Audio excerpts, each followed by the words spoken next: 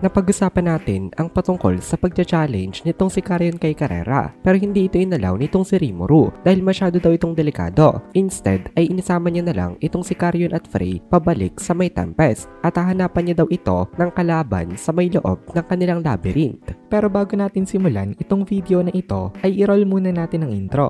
Hello everyone and welcome to my channel, ang inyong source ng Tagalog na Tensura Contents. Sa channel na ito ay pinag-uusapan natin ang mga nangyayari sa may Tensura Universe. So without further ado, let's get into the video. So hindi nga inalaw nitong si Rimuru na maglaban itong sila Karyon at Carrera kasi masyado daw overkill itong si Carrera dito. Sumasakit na daw yung ulo ni Rimuru sa mga complaints nitong si Ramiri sa kanya. Kaya mas wiser daw na hanapan nito ng isang sensible partner. Ang naiisip nitong si Rimuru dito ay itatapat niya itong si Karyon kay Benimaru o kaya naman ay kay Zishon. Para kay Frey naman daw ay itatapat niya ito kay Kumara. Ifa-finalize niya na lang daw ang match-up kapag nakauwi na sila. Dadalhin sila nitong si Rimuru sa may Tempest. Pero pag may nangyari naman daw sa may Urazania, ay madali niya lang rin naman daw na may i-teleport pabalik doon itong dalawang to. Nagsorry kay Milim itong si Karyon. Sabi ni Karyon, pasensya na daw dahil sa may selfish request niya. Pero sabi ni Milim sa kanya, wala daw problema. Pumayag daw siya kay Karyon dahil sa tingin niya, tama naman ang gusto nitong mangyari. So ganito na nga ang naging setup. Inisama ni Rimuru pabalik sa may Tempest itong sila Karyon at naiwan dito sa may Urazania itong sila Gabiru at Carrera. As for the subordinates naman itong sila Karyon at Frey ay hindi sila pinakaialaman nitong si Rimuru. Pumunta daw itong mga ito kung saan nila gusto. Kung gusto ba nitong manatili sa may Urazania o kung gusto ba nila na sumama sa may Tempest. Pero binigyan sila nitong si Rimuru ng mga healing potions para katulad ng kanilang mga leaders ay makapag-all out din sila sa kanilang mga trainings. Nung nakarating na itong sila Rimuru sa Tempest ay inipasa niya na itong sila Karyon kina Benimaru at nagsimula na agad ang kanilang mga battles. Ngayon, territory naman ni Leon ang pupuntahan nitong si Rimuru. Nauna niya na ditong ipinadala itong si Diablo, kaya hinihintay na siya nito dito. So pumunta na rin itong si Rimuru nang biglang dumating itong si Zoe at sabi niya na siya daw ang magiging escort nitong si Lord Rimuru. Lumabas din itong si Ranga at sabi naman ni Ranga sasama din daw siya. Pinayagan naman silang dalawa nitong si Rimuru, kaya ngayon kasama niya na itong dalawang to.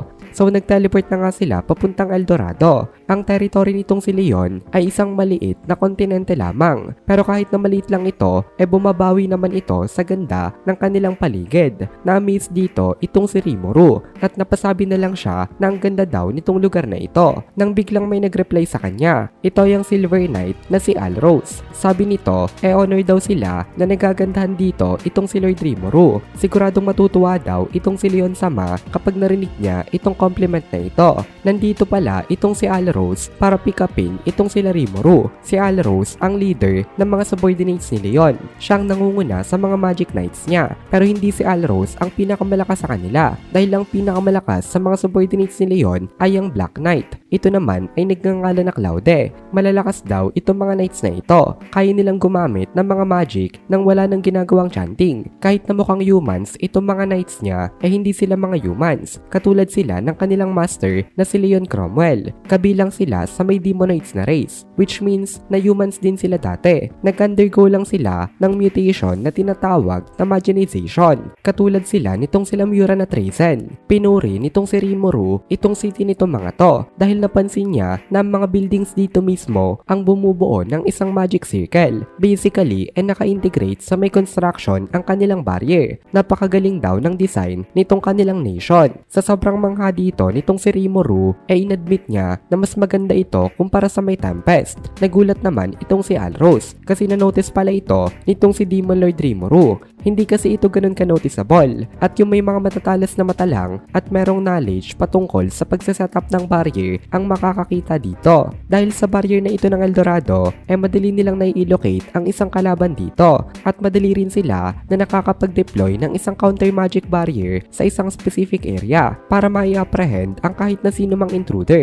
Talagang napaka-genius nitong si Leon Cromwell dahil nakagawa siya ng isang ganitong klase ng system. Kapag merong isang outsider na pumasok dito sa may city nang walang permission ni Leon, madedetect agad dito immediately. Kaya napaka-safe nitong kanilang country. At at dahil daw sa magic circle na ito na nakapalibot sa buong Eldorado hindi magiging effective maging ang atake ng isang buong legion. May i-repel agad sila dahil sa laki ng nakasetup na barrier. In-explain din nitong si Alros kay Rimuru na nakadesign daw talaga itong malaking barrier na ito para protektahan sila laban sa isang demon. Isang demon na basta-basta na lang na nambabato ng malalakas na nuclear magic. Nung sinabi ito ni Alros alam na agad ni Rimuru kung sino ba itong demon na ito. Kaya change topic agad nitong si Rimuru ang kanilang usapan. Nag-o-observe din sa may city na ito itong si Zoe. Maging si Zoe bilib na bilib sa kanya nakikita. Na nagsalita itong si Zoe. Sabi niya kung mahirap daw mang-invade sa may sky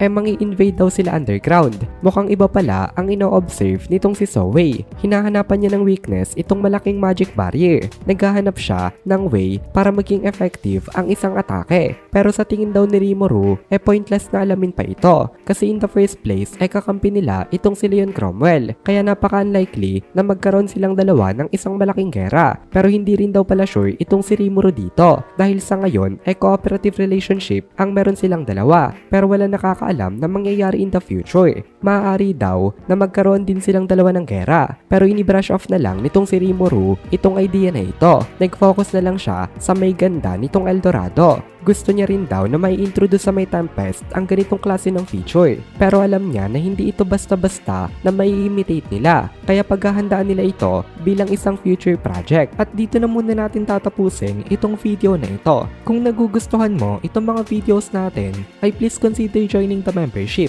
para mapanood mo na agad ang mga kasunod na part dahil palaging advance ang ating mga members. Also, ay please consider leaving a like at mag-comment ka na din para ma-boost naman tayo ng algorithm.